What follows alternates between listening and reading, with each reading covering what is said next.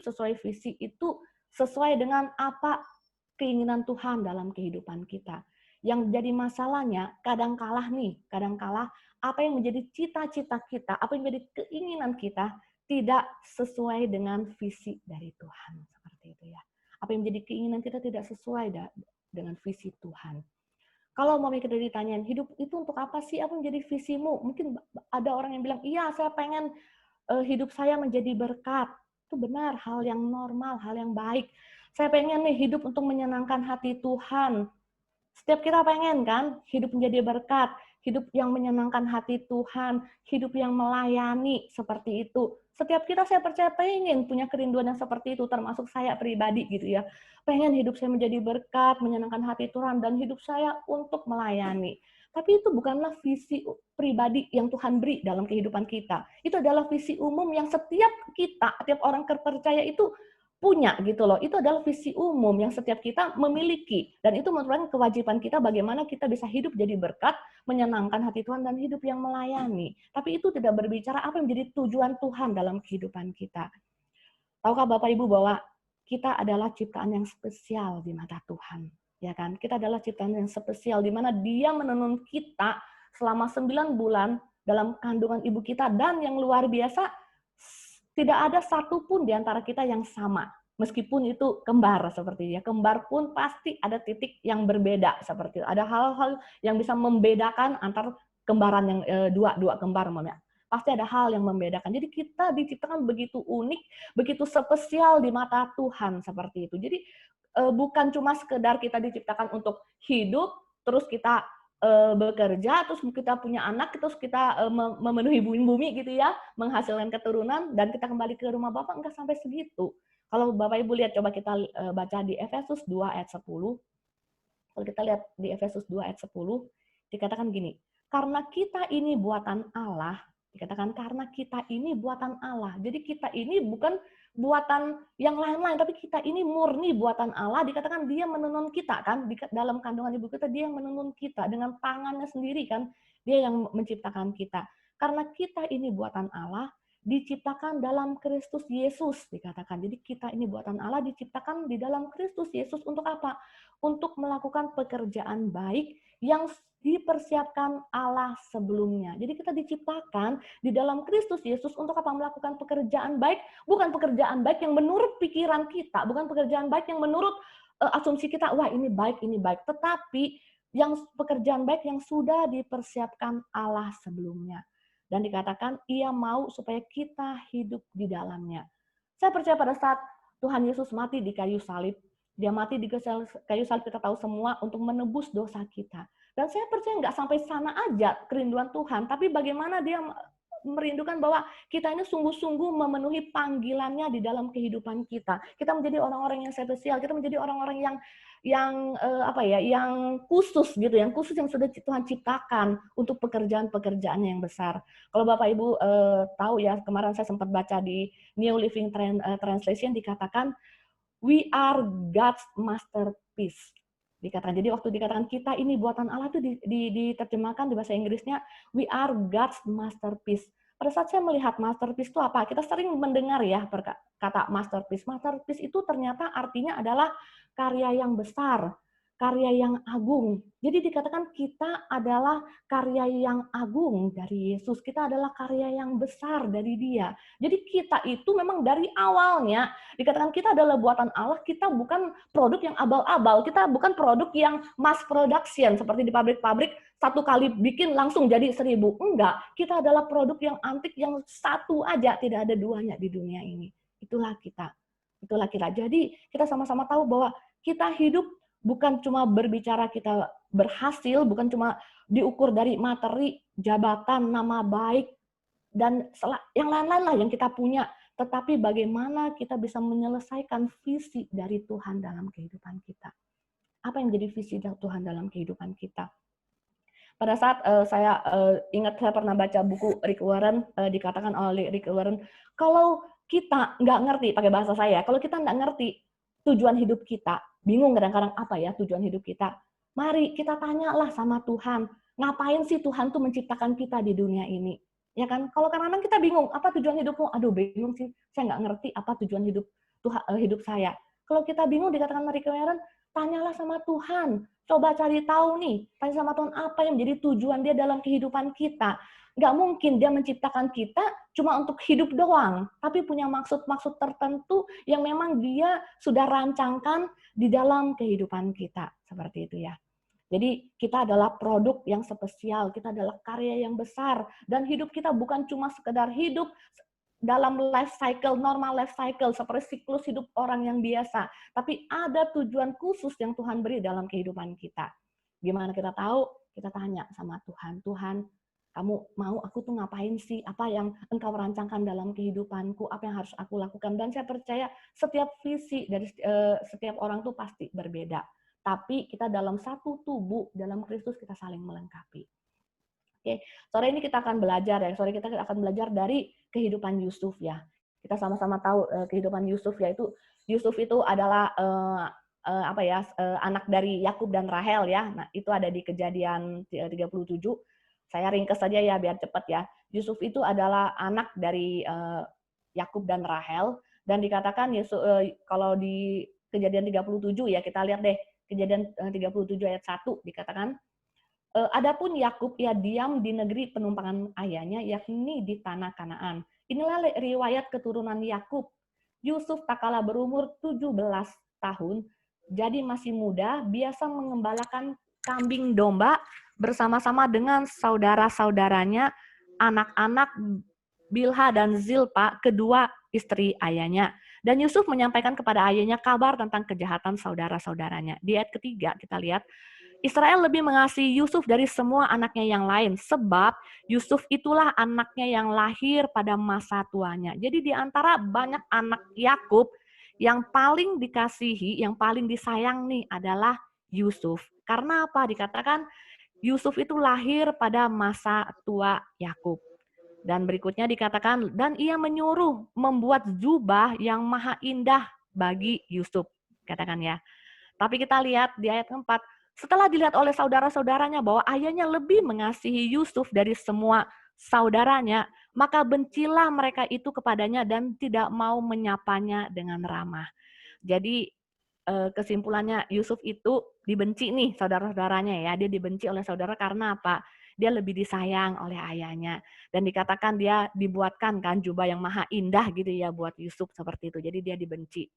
Nah kita lihat lagi ya di ayat kelima. Nah ini yang menjadi inti renungan kita ya. Di ayat kelima dikatakan, pada suatu kali bermimpilah Yusuf. Lalu mimpinya itu diceritakannya kepada saudara-saudaranya. Sebab itulah mereka lebih benci lagi kepadanya. Jadi karena mimpi itu, memang saudara-saudaranya yang sudah benci sama Yusuf ya, karena mimpi itu mereka dikatakan lebih benci lagi kepada Yusuf. Apa sih mimpinya? Kita lihat sama-sama ya. Di ayat ke-6 dikatakan, karena katanya kepada mereka, coba dengarkan mimpi yang kumimpikan ini. Tampak kita sedang di ladang mengikat berkas-berkas gandum, lalu mengikat, sebentar, suaranya. Lalu bangkitlah berkasku dan tegak berdiri, kemudian datanglah berkas-berkas kamu sekalian mengelilingi dan sujud menyembah kepada berkasku itu. Itulah mimpi Yusuf yang pertama ya kalau kita lihat ya. Dia ada katakan berkas, mereka sedang mengikat berkas, terus berkas-berkas Yusuf itu berdiri di tengah-tengah. Sedangkan berkas-berkas para saudaranya itu dikatakan mengelilingi ya, dan sujud menyembah kepada berkas-berkasnya Yusuf katanya gitu. Terus saudara-saudaranya otomatis marah ya dengan perkataan Yusuf ya, dikatakan, lalu saudara-saudaranya berkata kepadanya, apakah engkau ingin menjadi raja atas kami, dikatakan gitu. Apakah engkau ingin berkuasa atas kami, seperti itu. Jadi makin bencilah mereka kepadanya karena mimpinya dan karena perkataannya itu. Jadi awalnya sudah benci karena sudah jadi anak kesayangan, dikasih jubah, terus diceritakan lagi nih mimpi seperti itu. Jadi tambah benci nih seperti itu ya. Kita lanjut di ayat ke-9 ya.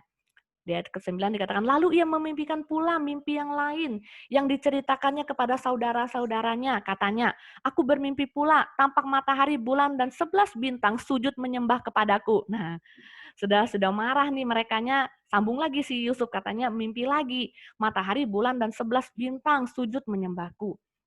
Di ayat 10, setelah hal ini diceritakannya kepada ayah dan saudara-saudaranya, maka ia ditegur oleh ayahnya. Mimpi apa mimpimu itu? Masakan aku dan ibumu serta saudara-saudaramu sujud menyembah kepadamu sampai ke tanah. Di ayat 11, maka iri hatilah saudara-saudaranya kepadanya. Tetapi ayahnya menyimpan hal itu dalam hatinya. Kalau Bapak Ibu Saudara tahu ya, kalau dulu di perjanjian lama Allah mengkomunikasikan kehendaknya kadang-kadang bisa lewat mimpi, bisa lewat penglihatan-penglihatan dan banyak cara seperti itu ya. Pada saat Allah mengkomunikasikan kehendaknya.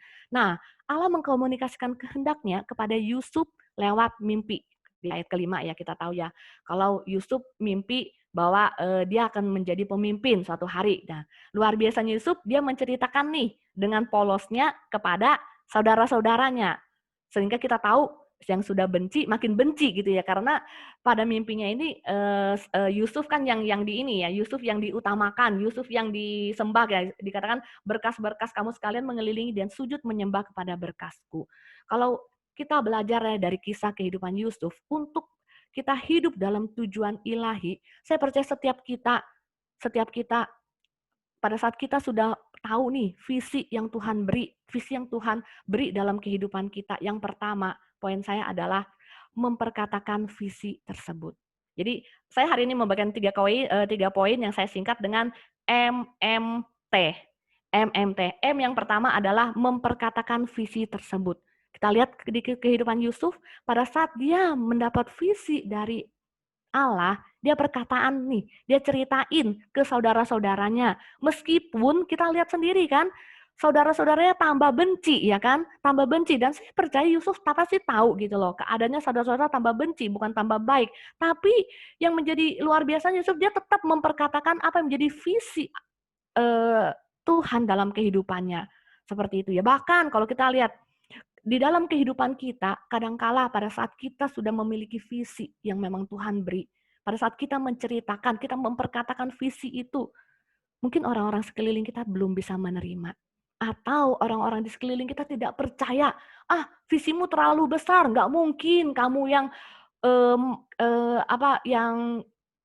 yang terbatas, yang nggak mampu bisa memenuhi visi Tuhan. Banyak orang mungkin mencemooh kita, banyak orang memandang rendah kita, banyak orang yang mentertawakan pada saat kita memperkatakan visi dari Tuhan.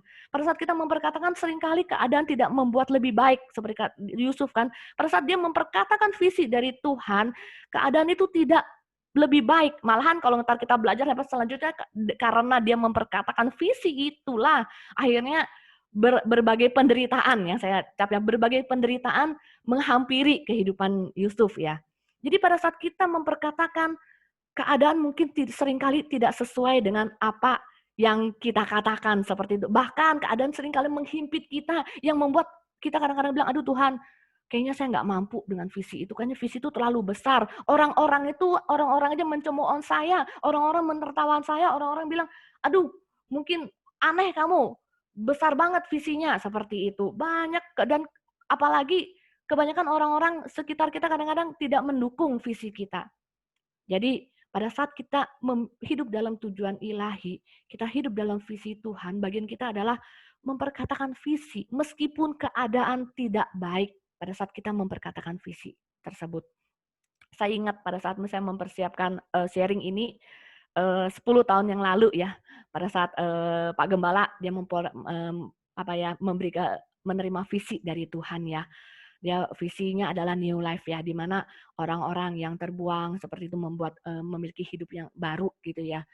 Orang-orang yang tidak berpengharapan mereka memiliki kehidupan yang baru seperti itu. Pada saat dia memperkatakan visi itu, saya tahu, saya sendiri yang lihat bagaimana banyak orang yang kelihatannya nggak mungkin seperti itu. Gimana? Dalam kondisi 10 tahun yang lalu kami nggak punya dana dan kami nggak punya tempat. Dosa orang lain, saya secara pikiran kayaknya nggak mungkin seperti itu. Kayaknya nggak mungkin seperti itu. Tapi puji Tuhan, Tuhan memberikan saya iman ya. Tuhan memberikan saya iman untuk saya tetap bisa mendukung gitu loh. Apa yang menjadi visi yang Tuhan beri pada suami saya waktu itu. Dan memang keadaan enggak mudah gitu loh. Enggak mudah di mana sekeliling kami itu kelihatannya mereka itu bilang, ya sudah kamu coba dulu. Ada yang atasan suami saya dulu, "Ya udah kamu coba dulu, kalau nggak berhasil, boleh kamu kembali lagi ke tempat yang lama," seperti sampai dikatakan seperti itu. Karena mereka apa? Mereka nggak percaya begitu loh. Kami dengan keadaan kami yang terbatas, yang serba terbatas dan nggak punya apa-apa, kok bisa seperti itu kan? Kok bisa punya visi yang besar seperti itu?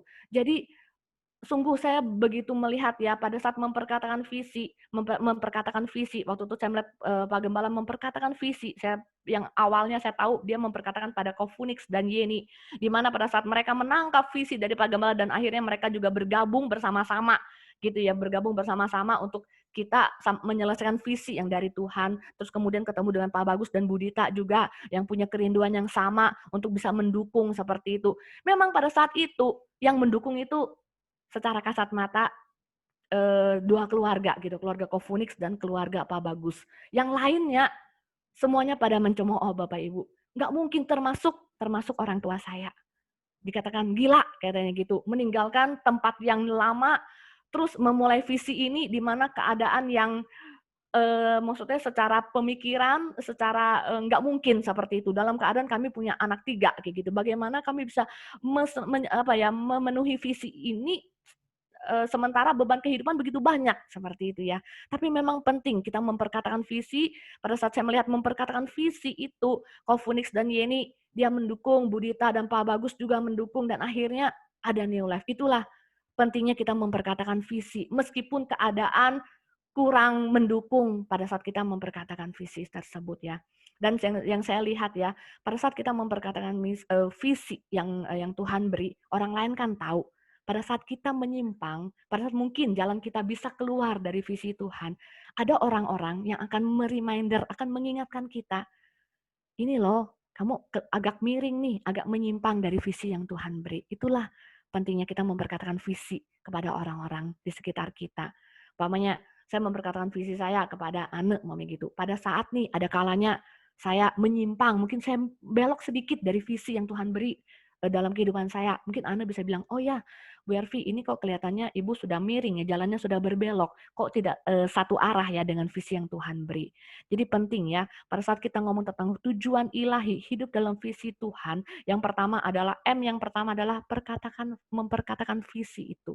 Meskipun orang-orang di sekitar kita belum bisa menerima, bagian kita adalah ngomong, perkatakan aja visi yang Tuhan beri. Dan saya percaya visi Tuhan beri itu nggak gampang gitu loh, nggak gampang membuat kita menyerah. Kalau keinginan, kalau kita punya keinginan, pada saat kita lihat keadaan sekeliling nggak mendukung, mungkin keinginan kita tuh sudah pudar.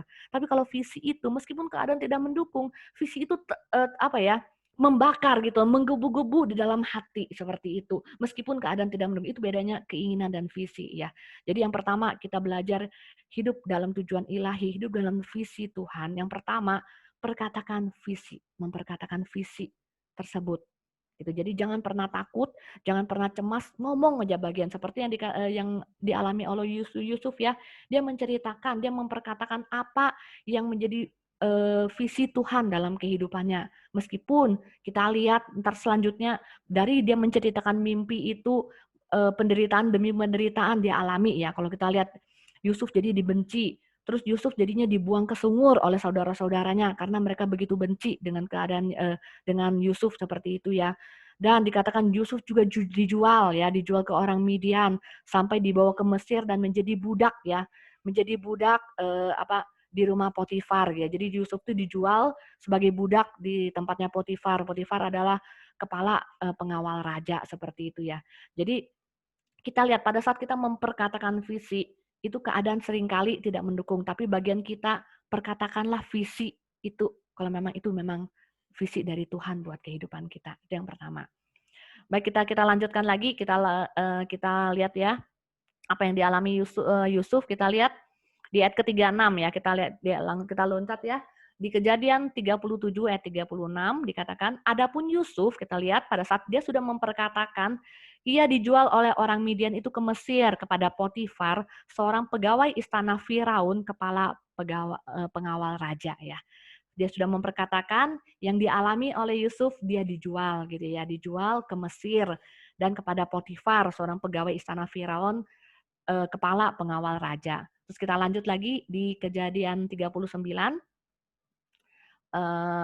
ayat Ayat pertama ya, kita lihat ya. Adapun Yusuf telah dibawa ke Mesir dan Potifar seorang Mesir, pegawai istana Firaun, kepala pengawal raja, membeli dia dari tangan orang Ismail yang telah membawa dia ke situ. Tetapi Tuhan menyertai Yusuf sehingga ia menjadi seseorang yang selalu berhasil dalam pekerjaannya. Maka tinggallah ia di rumah tuannya orang Mesir itu.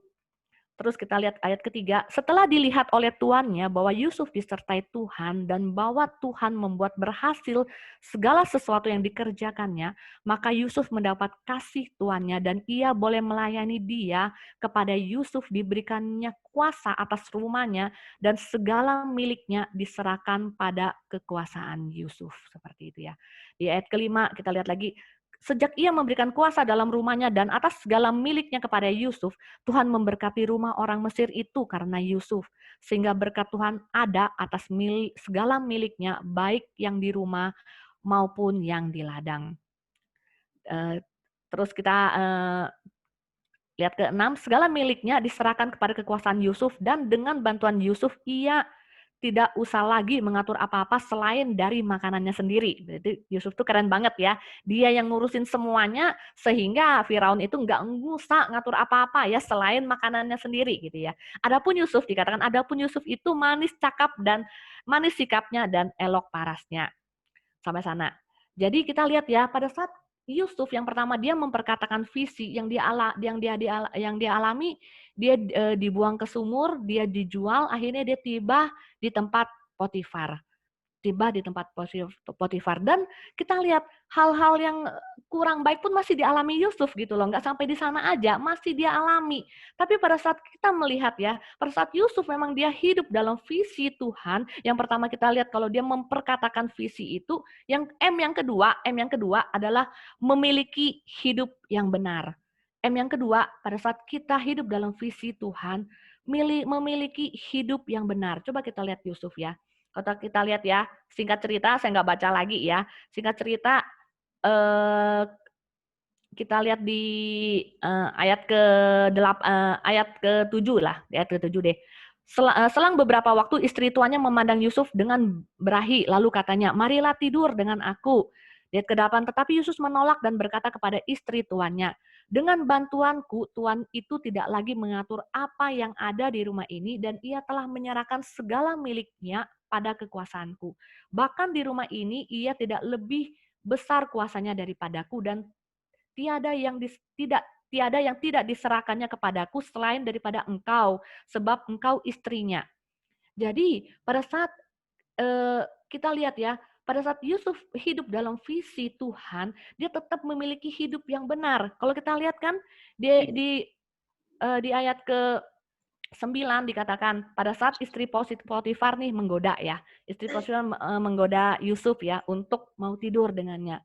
Maka dikatakan di ayat ke-9, bagaimanakah mungkin aku melakukan kejahatan yang besar ini dan berbuat dosa kepada Allah.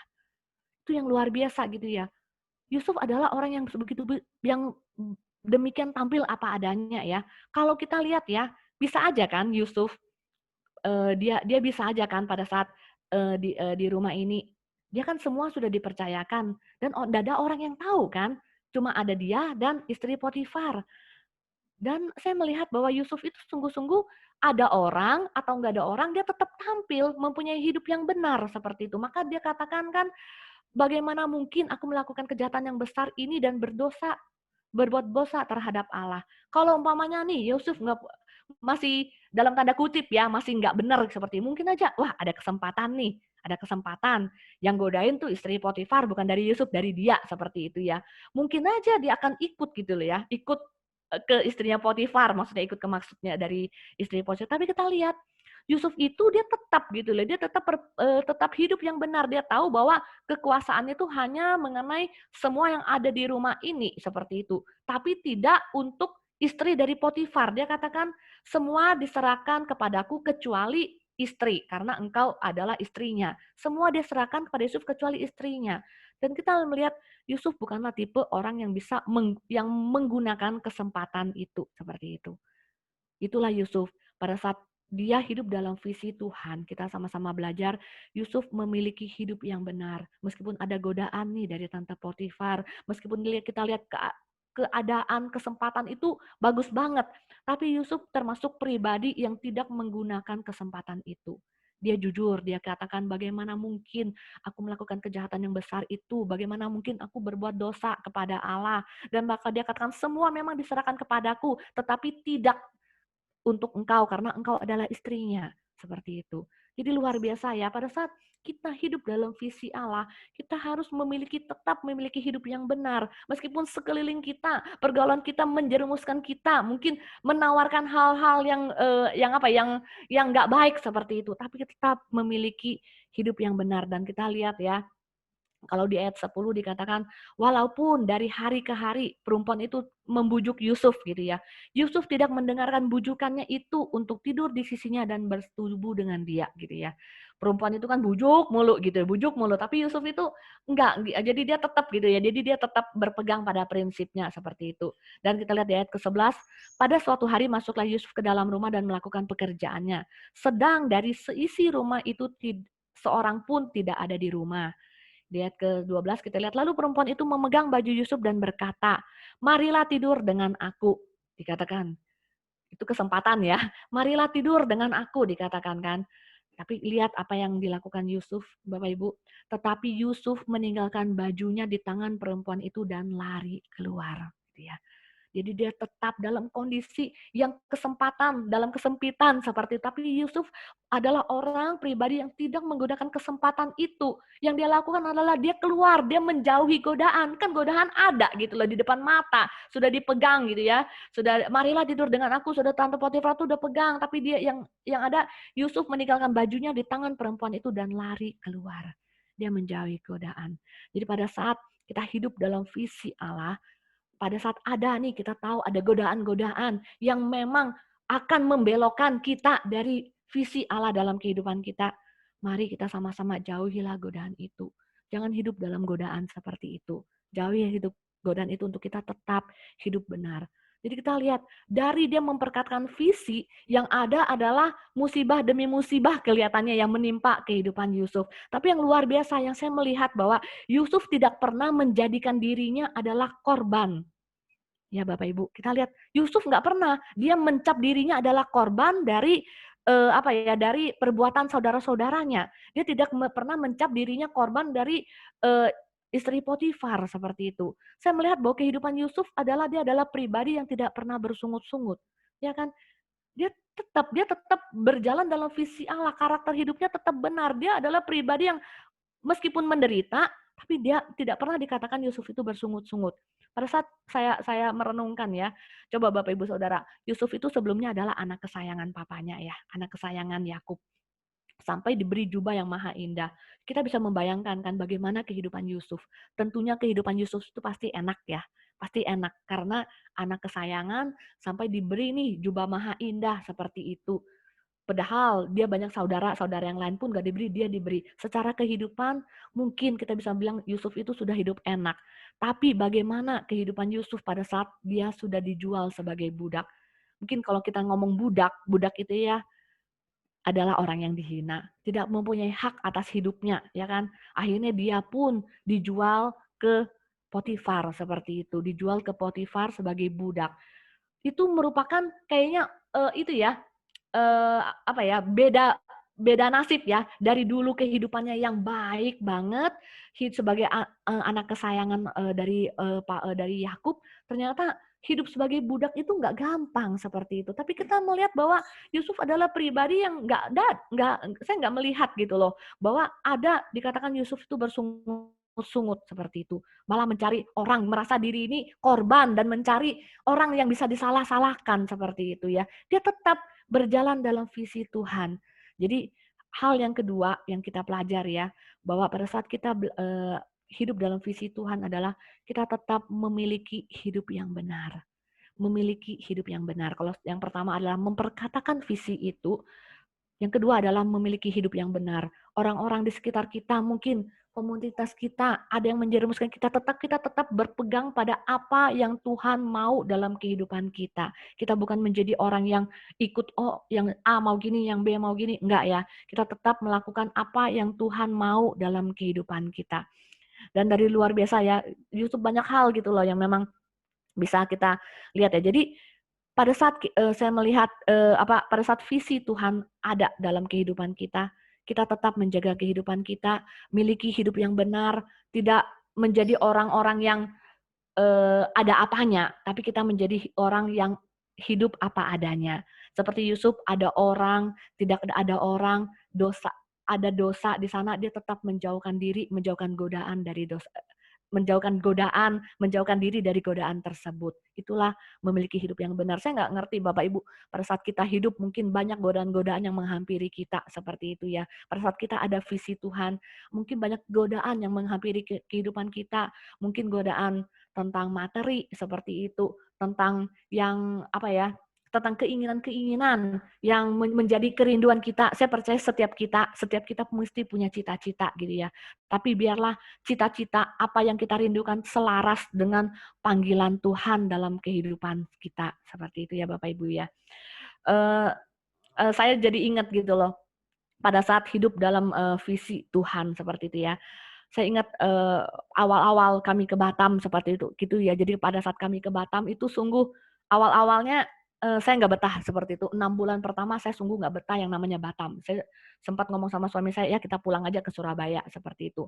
Tapi perkataan dia yang sampai saat ini saya ingat adalah, tempat yang paling aman adalah tempat di mana Tuhan mau kita ada, seperti itu. Kalau memang Tuhan mau kita ada di Batam, itu adalah tempat yang paling aman bagi kita. Itu adalah tempat yang terbaik. Meskipun secara pikiran, awal-awal menurut saya tempat yang aman, tempat yang enak bagi kami adalah di Surabaya. Dengan segala fasilitas yang duniawi seperti itu, yang menyenangkan kedagingan kami seperti itu. Tapi saya begitu menyadari bahwa tempat yang paling aman adalah tempat di mana Tuhan mau kita berada sesuai dengan visi Tuhan. Itu yang kedua ya, memiliki hidup yang benar. Yang ketiga, kita belajar ya, MMT. Yang ketiga adalah Tuhanlah yang membuat berhasil. Mungkin visi yang Tuhan beri seringkali besar, sampai kita nggak mampu seperti itu. Balik lagi saya melihat ke New Life. New Life sampai seperti ini.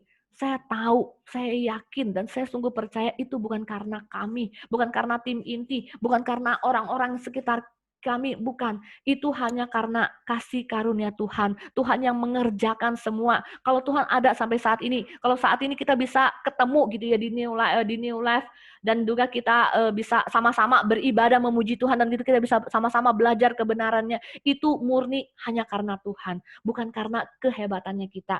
Kalau kita lihat ya, tadi kita lihat di Kejadian 39, coba kita lihat ayat kedua ya.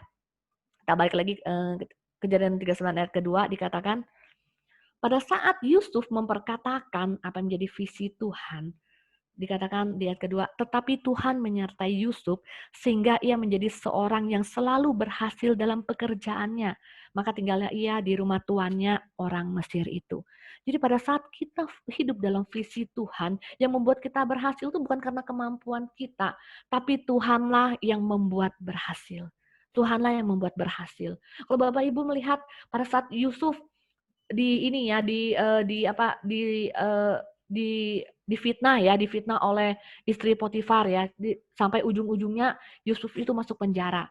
Bahkan di penjara pun dikatakan ya, di ayat, kita lompat lagi di Kejadian 39 ayat ke 20, kita lihat mulai ayat ke-20, Kejadian 39 ayat ke-20 dikatakan, lalu Yusuf ditangkap oleh tuannya dan dimasukkan ke dalam penjara. Itu karena dituduh kan, dituduh bahwa mau berbuat cemar gitu terhadap istri Potifar ya. Dikatakan tempat tahanan-tahanan raja dikurung. Demikianlah Yusuf dipenjarakan di sana. Di ayat 21 dikatakan, tetapi Tuhan menyertai Yusuf dan melimpahkan kasih setianya kepadanya dan membuat Yusuf kesayangan bagi kepala penjara itu. Jadi Tuhan yang menyertai Yusuf dan melimpahkan kasih setianya, sehingga apa? Yusuf ini jadi apa? Jadi kesayangan lagi bagi kepala penjara. Jadi pada saat kita hidup dalam visi Tuhan, kita harus mengerti bahwa Tuhanlah yang membuat berhasil, bukan kita, bukan upaya kita gitu ya, bukan upaya kita, tapi Tuhanlah yang membuat itu berhasil. Kalau Bapak Ibu tahu, kita akan lompat ya, kita akan lompat langsung di Kejadian 41 ayat ke Kejadian 41 ayat ke-38, kita langsung lompat ya. Kejadian 41 ayat ke-38.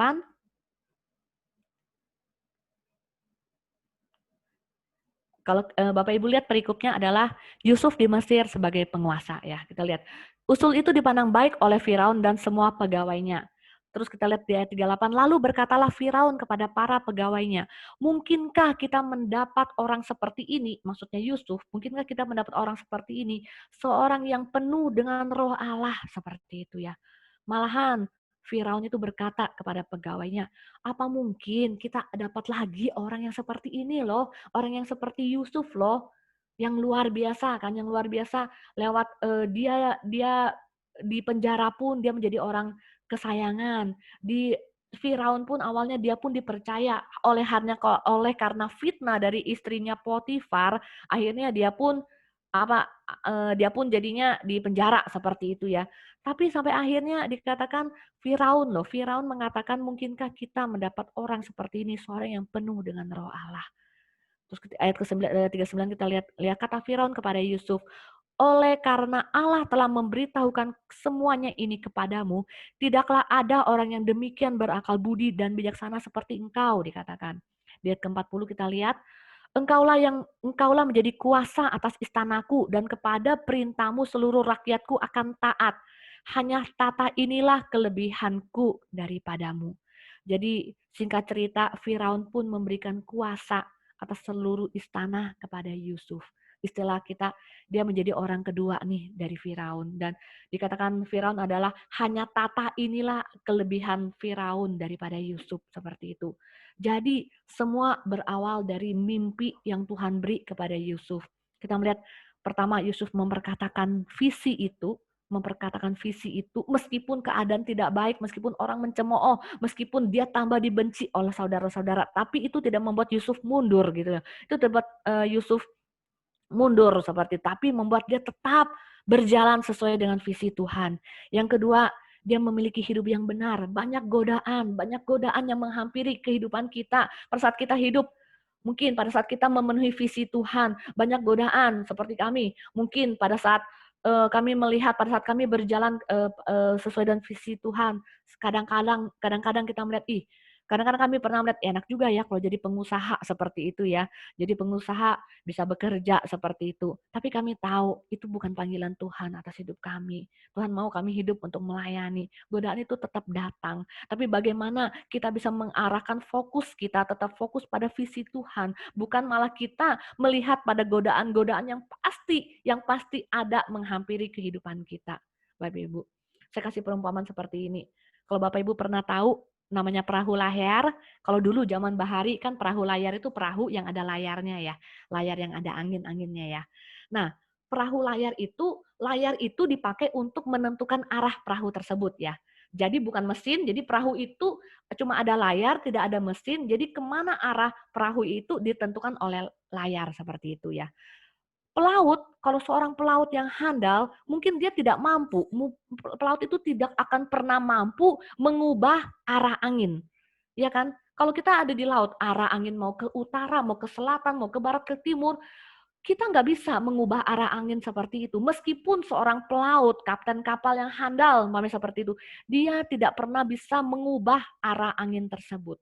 Tapi tahukah Bapak Ibu, dia memang tidak bisa mengubah arah angin, tetapi dia bisa mengubah arah layar tersebut ke arah yang dikehendakinya.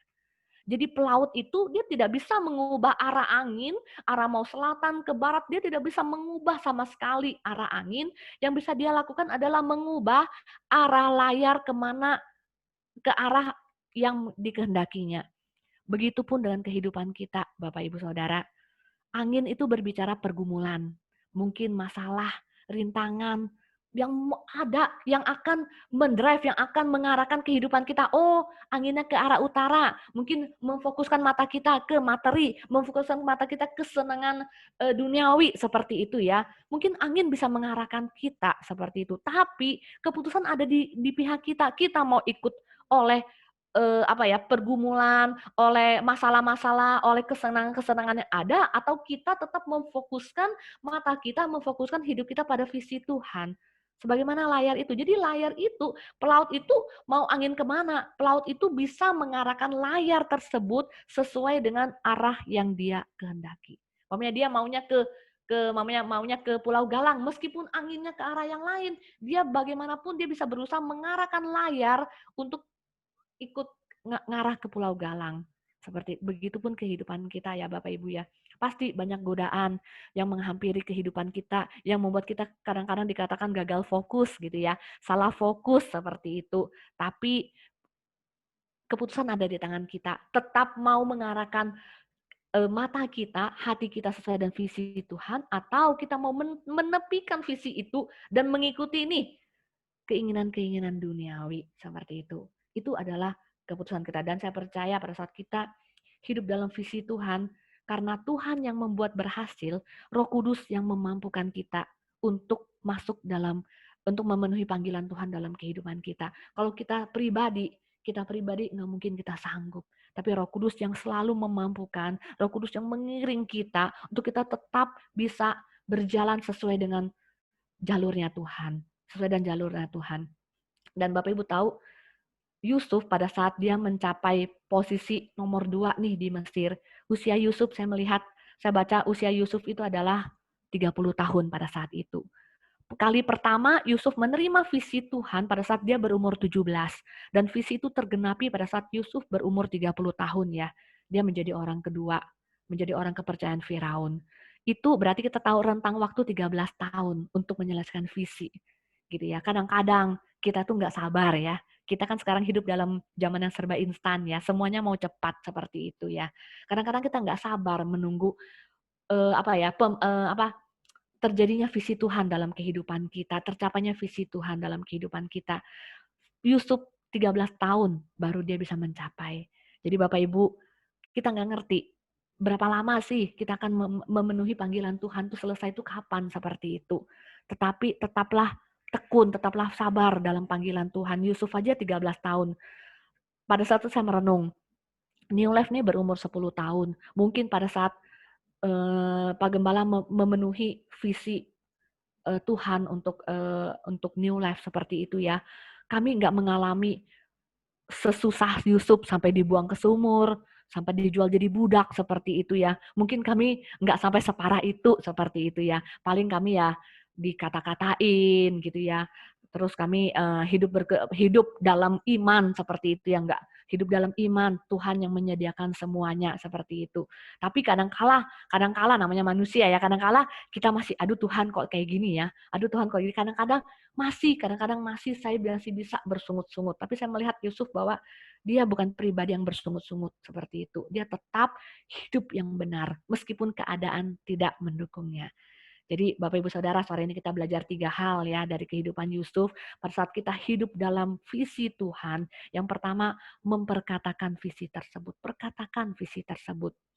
Sebagai reminder bagi kita dan juga untuk ke orang lain. Sehingga apa? Orang yang mungkin punya visi yang sama, kita bisa saling mendukung, kita bisa saling bergandengan tangan untuk memenuhi visi Tuhan dalam kehidupan kita seperti itu. Yang kedua, yuk tetap memiliki hidup yang benar. Jadi MMT ya. Yang pertama memperkatakan visi tersebut, yang kedua memiliki hidup yang benar yang kita belajar dari Yusuf. Yang ketiga, Tuhanlah yang membuat berhasil. Dia yang memberi visi itu, dia juga yang membuat berhasil, bukan karena kita. Dia yang membuat berhasil. Satu ayat terakhir, coba kita sama-sama baca di Roma 11 ayat ke-36. Mungkin Bapak Ibu bisa sama-sama baca di rumah ya. Dikatakan, sebab segala sesuatu adalah dari Dia. Segala sesuatu ada dari Dia. Visi itu adalah panggilan Tuhan atas hidup kita. Dan visi itu berasal dari Dia. Oke? Sebab segala sesuatu adalah dari Dia. Dan oleh Dia. Dan oleh Dia berbicara, Dialah yang mengerjakan dalam kehidupan kita. Dialah yang membuat berhasil. Dikatakan, dan kepada Dia. Kalau visi itu bisa tergenapi dalam kehidupan kita, itu hanyalah untuk Tuhan. Bagi Dialah kemuliaan sampai selama-lamanya. Jadi visi dari Tuhan, dan Dia yang mengerjakannya di dalam kita, Dia yang memampukan, dan semuanya untuk kemuliaan nama Tuhan. Amin Bapak Ibu ya. Jadi 3 MMT memperkatakan visi itu memiliki hidup yang benar dan Tuhan yang membuat berhasil. Sekian dari saya, Tuhan Yesus memberkati. Oke, kita berikan kemuliaan bagi nama Tuhan. Ya, Bapak Ibu Saudaraku yang dikasihi oleh Tuhan, kalau kita lihat perjalanan hidup Yusuf ya, banyak sekali tantangan yang harus dia hadapin. Dan tidak ada yang bersungut-sungut. Tidak tercatat Yusuf bersungut-sungut gitu ya. Jadi di dalam hidupnya Yusuf, Bapak Ibu Saudaraku yang dikasihi oleh Tuhan, Yusuf memiliki karakter yang bagus. Saya melihat orang-orang yang berhasil adalah orang-orang yang berani, yang memiliki karakter yang baik dalam hidupnya. Orang-orang yang konsisten, yang tidak mudah menyerah dalam hidupnya. Jadi kita melihat anugerah Tuhan, setiap kita mungkin kelihatan visi itu terasa mustahil, nggak apa-apa. Tapi kita tetap percaya dan berserah pada Tuhan. Perkatakan terus, buat diri kita, mengingatkan kita, menyadarkan kita untuk hidup dalam panggilan Tuhan. Jadi kalau saudara punya Bapak Rohani, ceritakan visi itu kepada Bapak Rohani. Terus, mungkin biar dipertajam, makin lama makin tajam, makin lama makin tajam. Sehingga hidup kita tidak berlalu begitu saja ya. Oke, mari kita berdoa buat kebenaran firman Tuhan. Mako boleh berdoa buat kebenaran firman? Mako? Ya. Oke, mari kita berdoa bersama-sama. Tuhan Yesus, terima kasih Bapa, terima kasih Tuhan untuk firman yang telah Kau berikan Bapa melalui anak-Mu Tuhan, CRV. Terima kasih Tuhan untuk firman yang begitu memberkati kami semua ya Tuhan, untuk kami diingatkan kembali Bapa, untuk hidup Tuhan sesuai dengan tujuan ilahi-Mu, sesuai dengan visi-Mu, seperti Yusuf ya Tuhan. Terima kasih Tuhan, perkuat kami Bapa, jadikan kami Tuhan memiliki pribadi Tuhan yang seperti Yusuf juga. Terima kasih Yesus, kami percaya Bapa firman-Mu dapat berakar dan bertumbuh dalam kehidupan kami. Terima kasih Tuhan untuk seluruhnya. Dalam nama-Mu Tuhan Yesus kami berdoa ucap syukur. Amin. Amin. Kalau ada temannya di sebelah, beritahu Tuhan yang membuat kita berhasil. Tuhan yang membuat kita berhasil ya. Sambil kita persiapkan perjamuan kudus, mari saudara ambil roti dan anggurnya. Kita kemas dalam perjamuan kudus. Jadi 3 hal yang penting, memperkatakan visi kita, sekalipun dianggap orang lain kita nih aneh-aneh dan sebagainya. Yang kedua, memiliki hidup yang benar. Kalau mau menyelesaikan visi, pakai cara yang benar, buang cara yang tidak benar. Saya ulang, pakai cara yang benar, tinggalkan cara yang tidak benar. Cara yang tidak benar seperti jujur, paksa, dikendalikan oleh hawa nafsu, gitu ya, keinginan daging. Nah, itu buang semua. Pakai cara yang benar, itu memiliki hidup yang benar. Ya, yang ketiga, sadari penuh bahwa kalau kita boleh berhasil menyelesaikan visi itu semua karena anugerah Tuhan. Kita finishing well semuanya. Oke, mari kita akan masuk dalam perjamuan kudus. Kita akan persiapkan hati kita bersama-sama.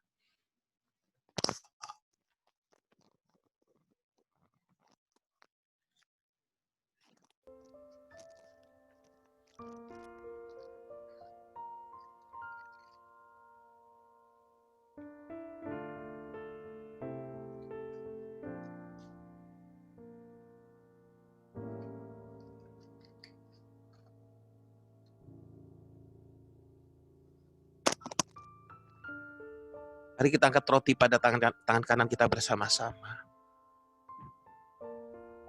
Saudara-saudaraku yang dikasihi oleh Tuhan Yesus Kristus, Ia telah memberikan yang terbaik seluruh hidupnya bagi saudara dan saya. Ia mati di atas kayu salib karena dosa-dosa saudara dan saya. Dikuburkan dan pada hari yang ketiga dia bangkit. Dia hidup. Karena Dia mengasihi saudara dan saya. Terima kasih Tuhan Yesus. Sebab kamu tahu bahwa kamu telah ditebus dari cara hidupmu yang sia-sia. Bukan dengan barang yang fana, bukan pula dengan perak atau emas. Melainkan dengan darah yang mahal. Yaitu darah Yesus Kristus.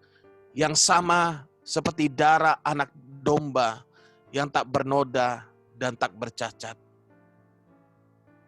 Saudara-saudaraku yang dikasihi oleh Tuhan Yesus Kristus, bukankah roti yang berada pada tangan kanan kita ini adalah persekutuan kita dengan tubuh Yesus Kristus?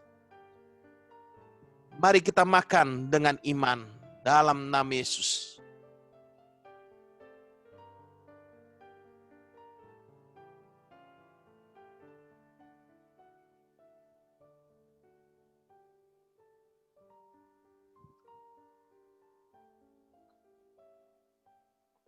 Mari kita angkat anggur pada tangan kanan kita bersama-sama. Dan inilah darah pendamaian antara kita dengan Allah Bapa, yaitu darah Yesus.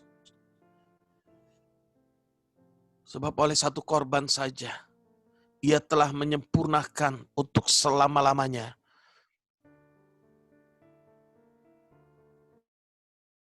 mereka yang telah dikuduskan olehnya. Dan saya telah disempurnakan oleh darah Kristus. Sebab di dalam dan oleh darahnya, kita telah beroleh pengampunan dosa menurut kekayaan kasih karunia-Nya. Saudara-saudaraku yang dikasihi oleh Tuhan Yesus, bukankah anggur yang berada pada tangan kanan kita ini adalah persekutuan kita dengan darah Kristus? Mari kita minum dengan iman dalam nama Yesus.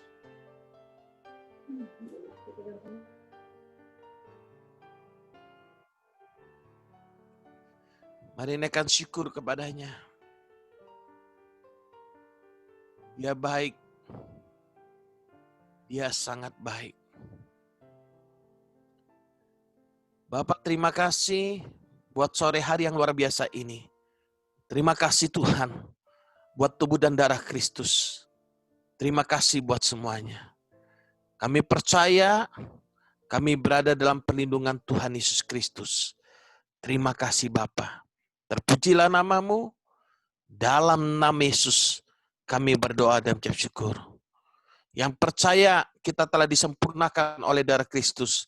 Bersama dan saya berkata, amin, amin, amin. Oke saudara, untuk pengumuman, besok hari Senin kita ada pertemuan IS-Team. Jadi kita akan ada tes di ISC, saudara bisa nge-print dulu file yang sudah dikirim, yang di IS-Team. Kemudian hari Rabu kita ada doa malam. Dan bagi saudara yang ingin didoakan, saudara hadir di hari Rabu, saudara boleh WA juga ke Bugem atau ke saya apa yang ingin didoakan, sehingga hari Rabu kita bisa doakan bersama. Jadi hari Rabu kita akan berdoa bersama, kemudian hari Minggu kita ibadat jam 8 dan jam 5 sore. Jadi pastikan saudara yang mau tes DISC, tes karunia motivasi, tes karunia manifestasi Roh Kudus, saudara yang berada di IS-Team, saudara bisa print dulu. Itu bagus sekali untuk membantu kita. Nanti kita akan pandu di hari Senin itu. Jadi kita akan sediakan waktu 2 jam untuk tes itu, gitu ya. Dan bagi Bapak Ibu saudara yang membutuhkan sembako, karena kita adalah keluarga, jangan sungkan. Bapak Ibu bisa menghubungi Anne. Selalu ada sembako buat keluarga New Life, gitu ya.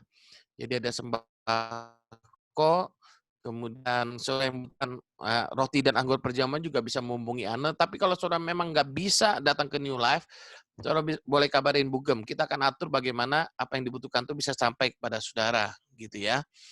Jadi jangan sungkan untuk hal itu. Jadi kalau ada pergumulan-pergumulan, saudara butuh teman curhat, saudara butuh konseling, saudara boleh menghubungi saya atau Bugem, gitu ya. Jadi sebagai keluarga New Life yang baik, kita memiliki satu kerendahan hati. Kalau ada pergumulan, kita boleh bersama-sama berdoa. Kemudian, ya mungkin itu saja perkembangan Gilbert. sudah bisa buka mata gitu ya. Jadi kita akan terus berdoa buat Gilbert, dan tangan mulai bisa bergerak, mulai bisa ngangkat tangan gitu ya.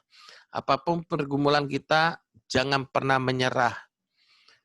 Selama belum masuk rumah masa depan 1x2, jangan pernah menyerah ya. Karena Tuhan itu masih bisa buat mujizat dalam hidup kita. Amin. Amin.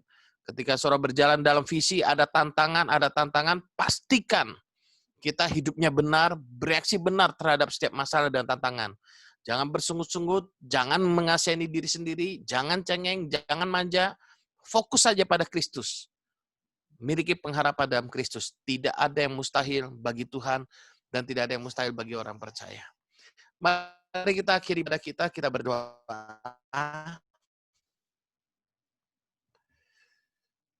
Bapa, kami bersyukur buat malam hari ini Tuhan.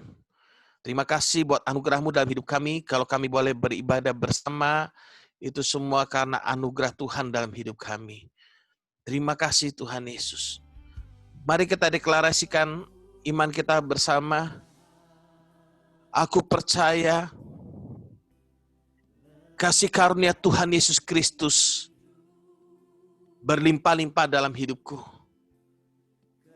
Aku percaya Ia menyertai aku, menolong aku, memampukan aku untuk hidup dalam visi, untuk hidup dalam kebenaran. Dan aku percaya kasih-Nya, kuasa-Nya, hikmat-Nya, pengurapan-Nya, perlindungan-Nya, dan penyertaan-Nya sempurna dalam hidupku sampai selama-lamanya. Saudara-saudaraku yang dikasihi oleh Tuhan Yesus, terjadilah sesuai dengan apa yang telah kita imani dan apa yang telah kita katakan bersama. Di dalam nama Bapa, Anak, dan Roh Kudus, yaitu di dalam nama Tuhan Yesus Kristus. Yang percaya itu semua terjadi. Bersama dengan saya berkata, amin.